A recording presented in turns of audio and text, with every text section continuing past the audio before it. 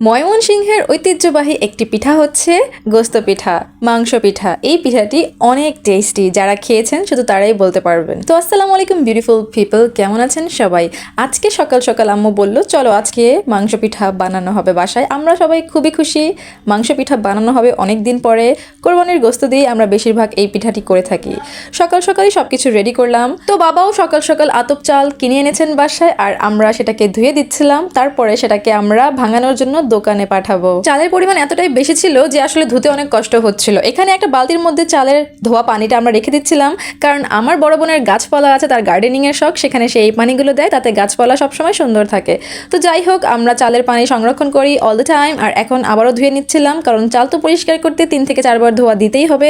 নিশ্চয়ই আপনারা সবাই এটা জানেন, যারা আতপ চাল দিয়ে পিঠা বানান তারা অবশ্যই জানেন।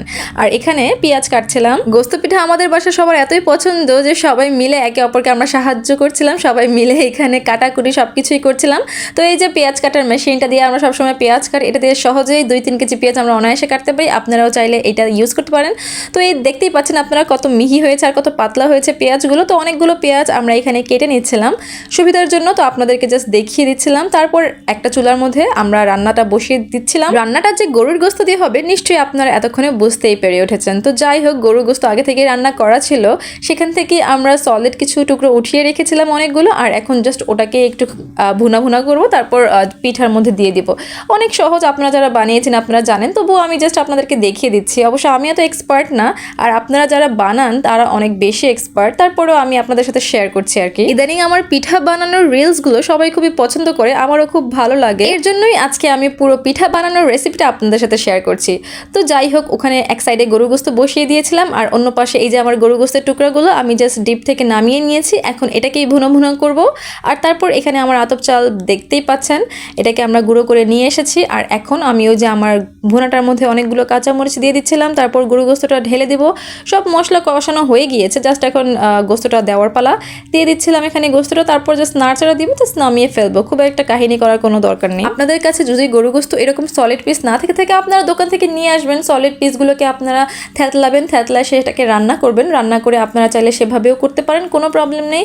আমি সবসময় আমার রান্না থেকে সলিড পিস কিছু উঠিয়ে রাখি, কারণ আমরা এই পিঠাটা পছন্দ করি। সেই পিঠা বানানোর জন্যই আমরা আর কি স্টোর করি গোস্তগুলো, আর তারপর আমরা প্রায় সময় এই পিঠাটা বানিয়ে থাকি। তো যাই হোক, গরু গোস্ত আমার রেডি হয়ে গিয়েছে। এখন এই যে আমার আম্মু চালের গুঁড়ি সিদ্ধ করে এনেছেন। তো আমি আপনাদের সাথে এর আগেও শেয়ার করেছিলাম রিলসের মধ্যে, যারা আমার রিলস দেখেন তারা নিশ্চয়ই জানেন, গরম গরম চালের আটা যদি মাখাতে না পারেন তাহলে কিন্তু সেটা শক্ত হয়ে যাবে। সো গরমটা হাত দিতে পারছি না বলেই তো আমরা এক টেকনিক করে একটা পলিথিন নিয়েছি, পলিথিনের মধ্যে গরম আটাটা দিয়ে সেটাকে সুন্দর করে আমরা মথে নিয়েছি। আর এখন বাকি যে টুকরোগুলো ছিল সেই টুকরোগুলোকেও নিয়ে নিচ্ছিলাম। কোনো রাখারাখি নাই ভাই, সব কিছু নিয়ে নিতে হবে। আপনারা যারা সেদ্ধ করা আটা ধরতে পারেন না, আপনারাও চাইলে এই টেকনিকটি সহজেই ফলো করতে পারেন। আর গরম আটাকে আপনারা এভাবে পলিথিনের মধ্যে দিয়ে সুন্দর করে মথে নেবেন। কিন্তু ভাই, যেহেতু খাওয়ার জিনিস অবশ্যই পরিষ্কার হতে হবে, আমরা এখানে আটা অথবা ময়দার যে প্যাকেটগুলো থাকে ওর মধ্যেই নিয়ে নিয়েছি। তো এই যে আমার আটা আপনি দেখতেই পাচ্ছেন, খুব সুন্দর হয়েছে, খুব নরম হয়েছে। এখন পিঠা বানানোর পালা। আর একটুখানি ছিল, সেটাকেও আমরা করে নিচ্ছিলাম। আমি আমার আম্মুকে হেল্প করছিলাম। তো এই সব টেকনিক আমার আম্মুর, সে অবশ্য অনেক বুদ্ধিমতী, সে এই টেকনিকগুলো আমাদেরকে শিখিয়ে দিয়েছেন, আর আমি আপনাদের কাছে বলছি। তো যখনই আমরা পিঠা বানাই আশেপাশে সবাইকে একটু শেয়ার করি, আমার মামা চাচা সবার কাছে আমরা শেয়ার করি। তো এই জন্য আমরা 2 অথবা 3 বারের মধ্যে আটাটা সিদ্ধ করে নিচ্ছিলাম, আর তারপর আমরা এটাকে পিঠা বানানোর জন্য রেডি করছিলাম। তো আটা আমাদের সিদ্ধ করা আর মথা হয়ে গিয়েছে। এখন আমরা গোল গোল করে রুটি বেলবো, সেটাকে কাট করে সুন্দর করে পিঠা বানাবো।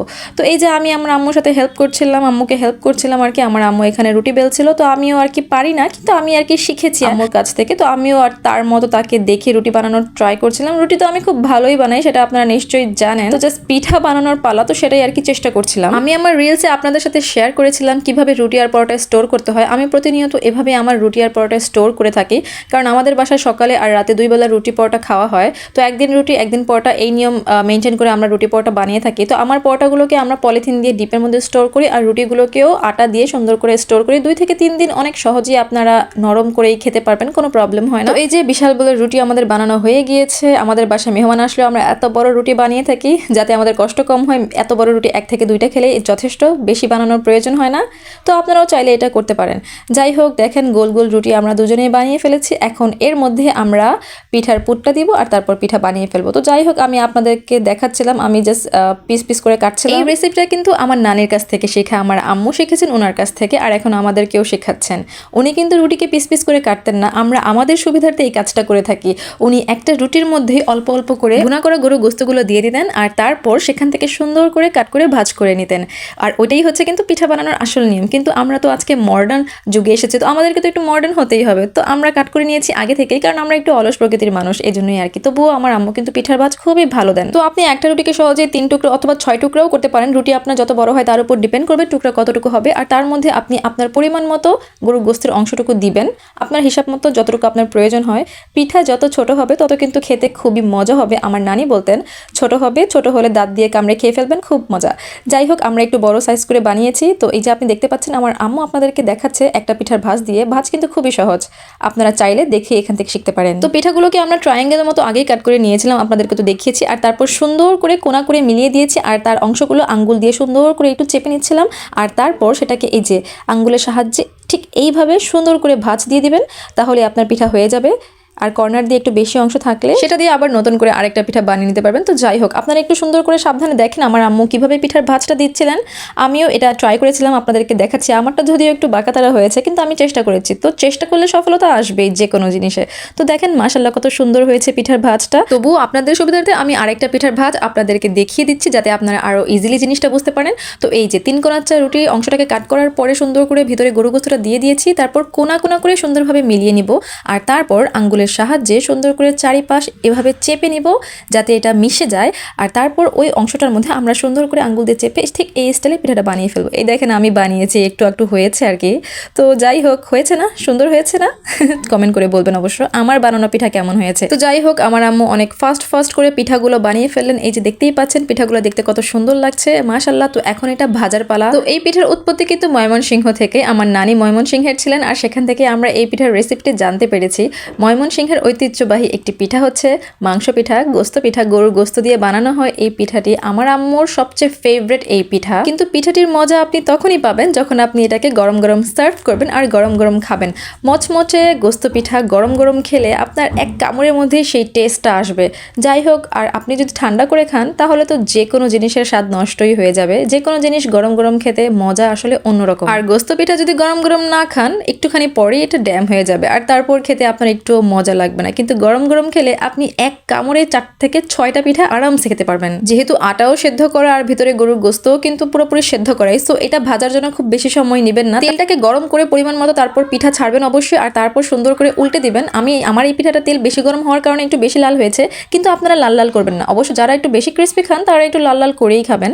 তো আমার বড় আপু একটু বেশি ক্রিস্পি খায়, তার জন্য আমরা একটু লাল লাল করে নিচ্ছিলাম। আর আমরা এত বেশি ক্রিস্পি খাই না, সো আমরা পিঠাটাকে দেওয়ার পর সুন্দর করে একবার দুইবার উল্টে পাল্টে দিয়েছিলাম আর তারপর নিয়ে নিচ্ছিলাম। আপনারা দেখতেই পাচ্ছেন সাদা সাদা থাকা অবস্থাতেই পিঠাটা নামিয়ে ফেলতে হবে কিন্তু। তো পিঠা বানানোর জন্য আমরা যে আটাটা সিদ্ধ করে নিয়েছিলাম সেটা দিয়ে চাইলেই আপনারা মশলা পিঠা সহজেই বানিয়ে নিতে পারেন। তো আমাদের বাসায় একটা ছোট বেবি আছে, ওই বেবির জন্য আমরা এখানে চিপস বানাচ্ছিলাম, মশলা পিঠা টাইপের আর কি। তো এই যে আমরা রুটি বানিয়েছি গোল গোল করে বড় করে, সেই রুটিকে পিস পিস করে ফ্রেঞ্চ ফ্রাইয়ের মতো কাট করে নিয়েছি আর এটাকে এখন ডিপ ফ্রিজে রাখবো।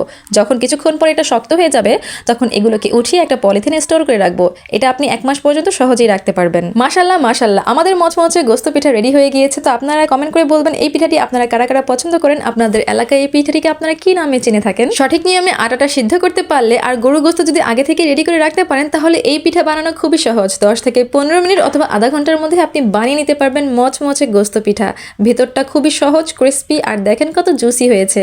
তো যাই হোক, আজকের জন্য এতটুকুই। ধন্যবাদ ভিডিওটি পুরোটা দেখার জন্য, আমার বকবক শোনার জন্য। পরবর্তীতে আমি নিয়ে আসবো নতুন একটি ভিডিও নিয়ে। ততক্ষণ পর্যন্ত আপনারা ভালো থাকবেন, সুস্থ থাকবেন। আল্লাহ হাফেজ।